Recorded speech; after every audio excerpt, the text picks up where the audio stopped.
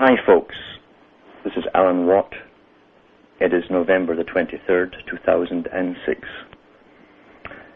Tonight I'm bowing to a little bit of pressure. I don't normally bow to any kind of pressure, but this will tie in with some of the talks I've given in the past, and it's about the culture creation industry, how ideas are downloaded into people's minds via fiction primarily, using high drama with emotion plus crisis.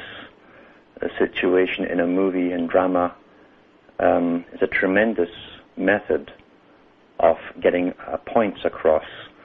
It's almost like coupling an idea with the drama, and it's downloaded like a virus into your subconscious, and you're being programmed, and it's called predictive programming. The technique is ancient, and it's an old science. Plato, in his Republic, talks about the culture industry of his own day, and how it was essential not only for maintaining control over the people by the elite, but that they had to control everything that was given to the public. In other words, anything the public saw in drama on stage was authorized. Not only was it authorized, in ancient Greece, traveling troops of players would come into the cities and do their rounds, and it was compulsory to attend.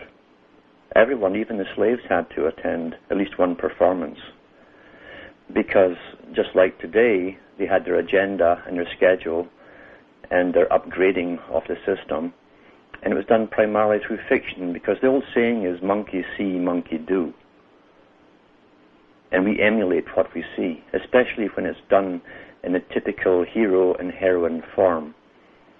The male will project himself into the hero's part and identify with the hero character, and the female, at least in the old days before all the vast estrogen stuff in their food and so on, and inoculations, the females used to look towards the heroine. This is an ancient science. It's never ever given up, and actors are hereditary. The families in acting can go back probably hundreds, maybe some of them maybe thousands of years. Specialized sections of society, once more, and they marry each other and intermarry within even smaller ranks. What's more interesting is the producers, the magicians, you might say, who understand and have a full grasp of what is to be conveyed to the audience, what messages must be imprinted in them, in their minds, and he knows the techniques and how to do this perfectly. A perfect science.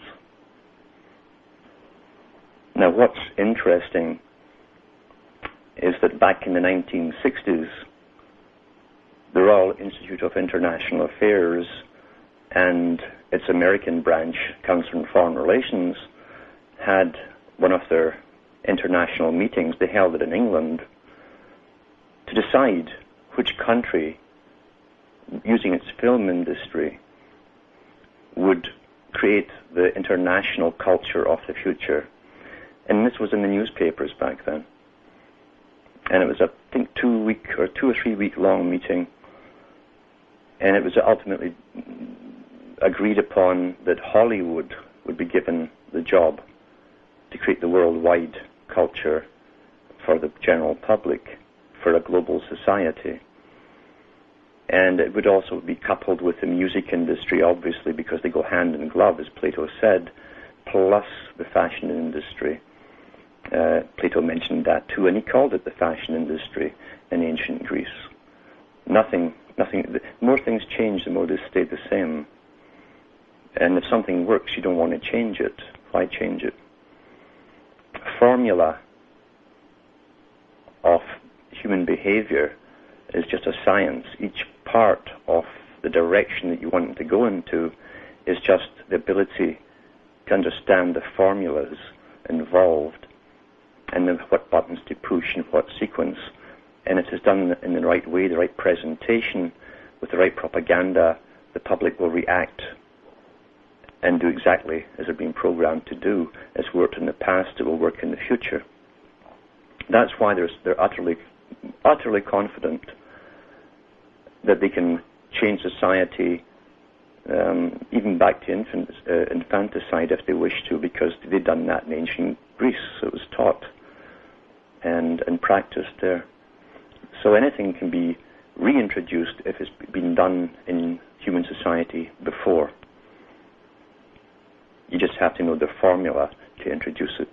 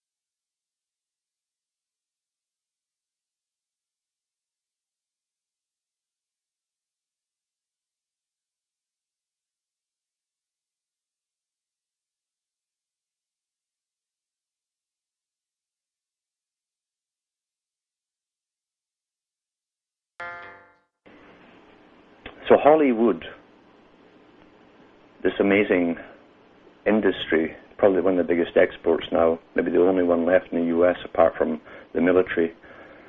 Hollywood is called the Hollywood. Holywood. It's the Holy Wood, of course, is a staff of the Magi, of the Magus, the Grand Magus in the occults. He waves a wand and everything is altered, changed. He casts a spell. And it's portrayed even in the cartoons with Mickey Mouse with his little wand. He's dressed like the wizard. And little stars, 5-pointed stars, come from the wand. Earth, air, fire, water, spirit, the 5 points. That's what it means. High drama. And in the ancient Middle Eastern legends, all the holy men there had their staff. We even find it in the Old Testament as Moses has the little contest with the Pharaoh's Magi, and they play it changing sticks into snakes and back again, which is a good trick.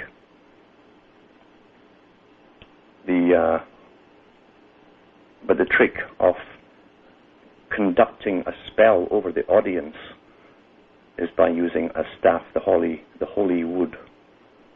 The holy wood also, on another level, is the grove, because in ancient times and in the present times, the bigger boys like to meet in specialized places across the planet in their holy groves. Very, very important. There's much more to this even in Jewish folklore about the groves.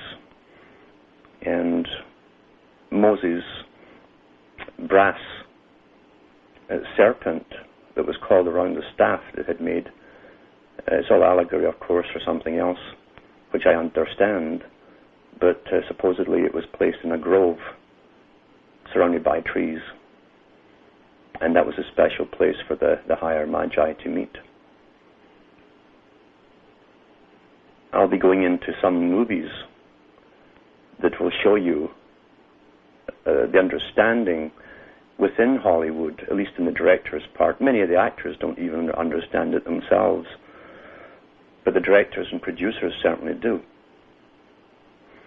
And some of the bigger ones are given the information and they're advised on how to get it across to the public. It's not that they have geniuses within Hollywood, per se. It's that they have special insight through a crystal ball.